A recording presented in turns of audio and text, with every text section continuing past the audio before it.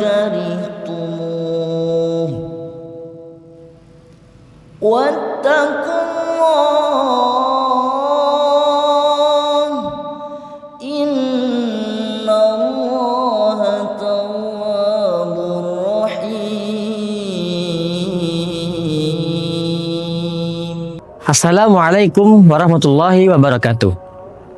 Sahabat-sahabat santri yang dirahmati Allah, berdasarkan ayat yang telah dibacakan barusan, menggunjing atau mencela orang lain merupakan perbuatan yang dilarang oleh Allah Subhanahu wa taala.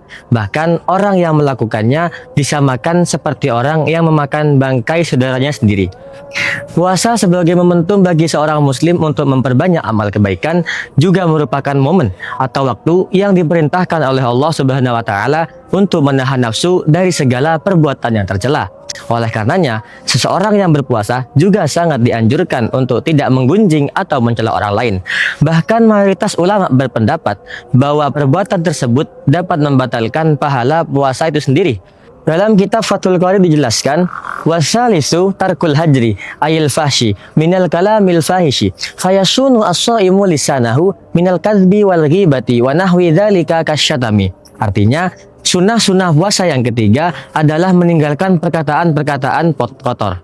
Maka hendaklah bagi seorang yang berpuasa untuk menjaga lisannya dari perkataan-perkataan seperti berbohong, gibah, dan mencaci orang lain.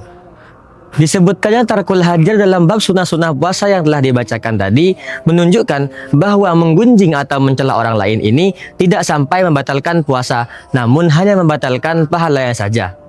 Akan tetapi alangkah meruginya seseorang yang telah berpuasa seharian penuh namun tidak mendapatkan apa-apa kecuali lapar dan dahaga saja. Na'udzubillahi min dzalik. Imam Al-Baghawi dalam kitab tafsirnya menjelaskan bahwa asbabun nuzul, yakni sebab-sebab turunnya Al-Quran dalam surat Al-Hujurat ayat 12 yang telah dibacakan di awal video, berkenaan karena ada dua orang yang menggunjing temannya. Hal ini berawal karena pada saat Rasulullah SAW berperang, beliau mengumpulkan satu orang yang berkebutuhan dengan dua orang yang berkecukupan, agar ia dapat melayani keduanya, seperti menyiapkan makanan dan tempat peristirahatan. Suatu ketika saat hendak melaksanakan perang, Rasulullah SAW mengumpulkan Salman Al-Farisi dengan dua sahabat yang lainnya, agar beliau dapat melayani keduanya sebagaimana yang telah disebutkan. Kemudian Salman Al-Farisi pergi ke tempat peristirahatan terlebih dahulu, namun beliau mengantuk dan tertidur sehingga tidak sempat menyiapkan apapun untuk dimakan.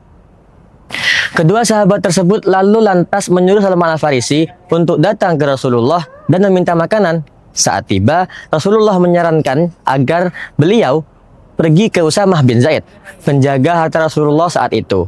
Namun ketika sampai pada Usamah, beliau mengatakan, tidak ada apa-apa di sini. Salman Al-Farisi lalu memberitahukan hal tersebut kepada kedua sahabat tadi. Keduanya lalu menyuruh Salman Al-Farisi untuk datang kepada sekelompok sahabat yang lainnya. Namun tetap saja Salman Al-Farisi tidak menemukan sesuatu pun di sana. Saat kembali, keduanya berkata, seandainya kami mengirimmu ke sumur Sumaihah, niscaya airnya akan habis. Kemudian keduanya mengintip, apakah ada sesuatu yang dititipkan kepada mereka sesuai perintah Rasulullah SAW. Saat keduanya bertemu Rasulullah, beliau bertanya, mengapa aku melihat ada warna hijau daging di mulut kalian? Keduanya lalu menjawab, demi Allah ya Rasulullah, kami tidak makan daging apapun hari ini. Rasulullah kemudian berkata, sesungguhnya kamu telah memakan daging Salman. Selain itu, dalam kitab yang sama, pada ayat Inna ba'dadhanni ismun, dijelaskan bahwa dhon atau prasangka itu terbagi menjadi dua. Yang pertama adalah dhon atau prasangka yang dapat menimbulkan dosa, yaitu sebuah prasangka yang diungkapkan kepada orang lain.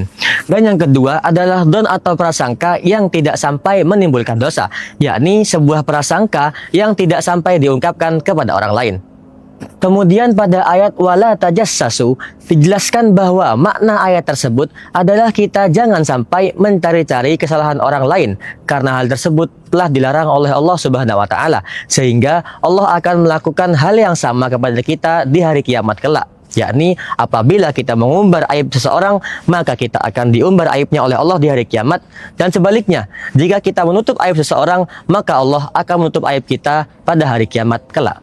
Pemirsa yang dirahmati Allah, dari kisah dan penjelasan yang telah saya sampaikan, maka marilah kita jaga lisan kita dari perkataan-perkataan kotor seperti berbohong, gibah, fitnah, dan mencaci orang lain, baik di saat berpuasa maupun tidak, karena hal tersebut dilarang oleh Allah Subhanahu wa Ta'ala dan merupakan perbuatan yang sangat keji dan tercela.